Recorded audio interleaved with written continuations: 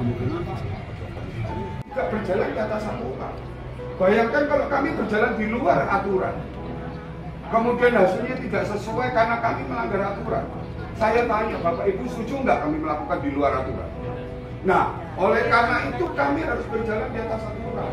Apa memang emosi Pak ya? Enggak Pak, mohon maaf ya Pak, saya sampaikan. Kami sampaikan. Sekali lagi, keseriusan kami di Komisi B itu tidak ada bedanya. Kami berjuang itu juga harus bersama-sama.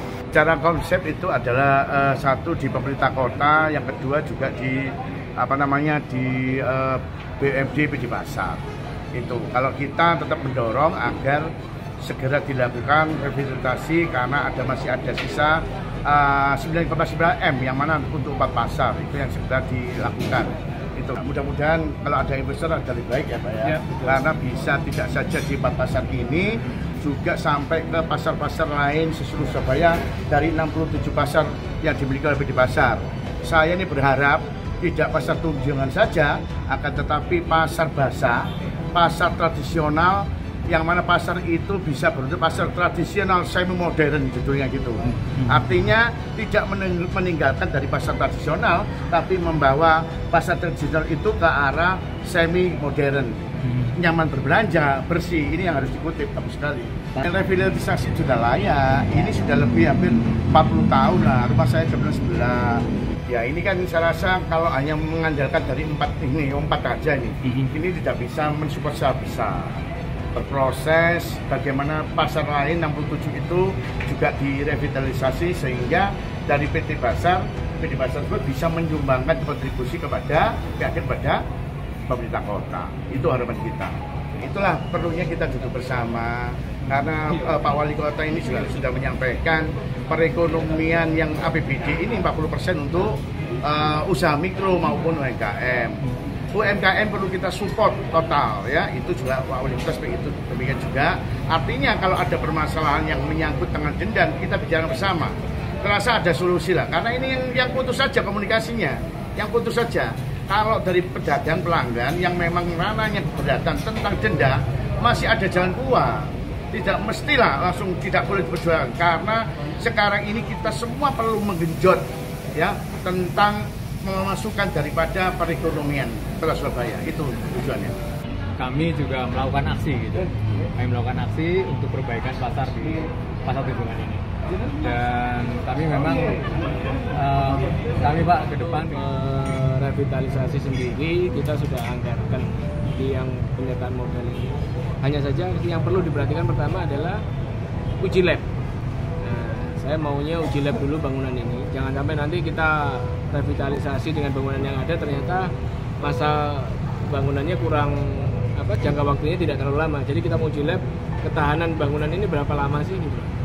Dari situ nanti baru kita akan diskusikan dengan pemerintah kota. Kita maunya seperti ini. Tetap aspirasi dari pedagang kita terima. Selama yang disampaikan oleh teman-teman juga jangan melanggar hukum. Semangat dari teman-teman yang sudah mulai membuka satu persatu tenan-tenan yang kreatif, tenan-tenan food and beverage. Saya terima kasih sekali. Kami juga sudah beberapa kali ketemu tadi. Saya sampaikan terima kasih. PD Pasar Surya tidak menghambat, tidak lagi mempersulit untuk silakan buka. Tapi tolong saling menghargai, jangan sampai PD Pasar Surya ini nantinya berpotensi melanggar hukum.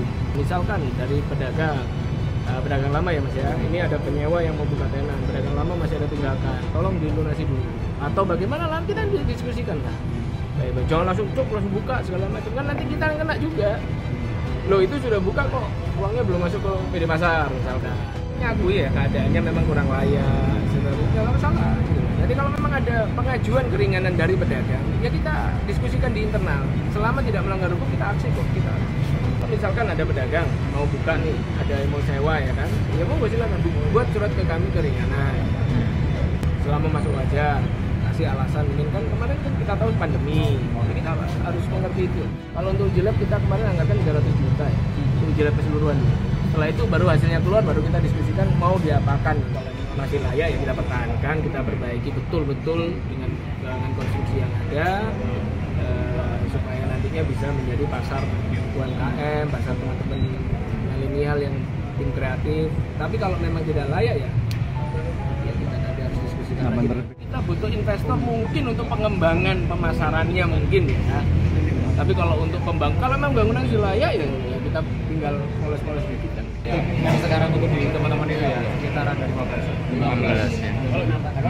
96 yang di bawah yang di bawah. Yang di bawah 15. Yang aktif 15. Sekarang yang baru totalnya baru 15.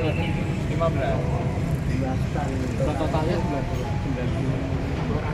96 yang aktif 15. Aktif aja ya. Yang baru dibuka oleh teman-teman. Menuju ada potensi 1 orang. Ya maksud saya itu sebagai trigger lah. Iya. Yang lain ayolah buka, aku nggak mau bersusah lagi gitu. Bangunan pasar Pinggang berapa, Pak? Berapa meteran? Berapa di atas kelasnya? Dinyatakan tidak layak ini apa namanya secara konstruksi bangunan begitu. Yang kelayakannya hanya 40%, berarti kan lebih banyak yang tidak layaknya gitu. Apakah ini tidak bisa menjadi patokan untuk melakukan revitalisasi? Jadi gini, saya tidak mau berspekulasi apapun. Di tahun yang baru ini saya minta betul-betul konsentrasi ke keamanan. Makanya dari situ saya bilang uji lab dulu daripada ngomong investasi segala macam dan tembaknya terlalu jauh. Kalau emang ini layak, ayo kita kembangkan, kita desain bersama-sama. Kalau memang nggak layak, kita mana nih layak? Bisa dipertegas Pak, kalau memang layak tidak perlu investor, cukup di pasar dari dana penyertaan modal itu bisa merevitalisasi. Kalau sudah layak dalam arti kata tetap kita butuh investor mungkin untuk pengembangan pemasarannya mungkin ya. Tapi kalau untuk kalau memang bangunan masih layak ya kita tinggal poles-poles dikit kan.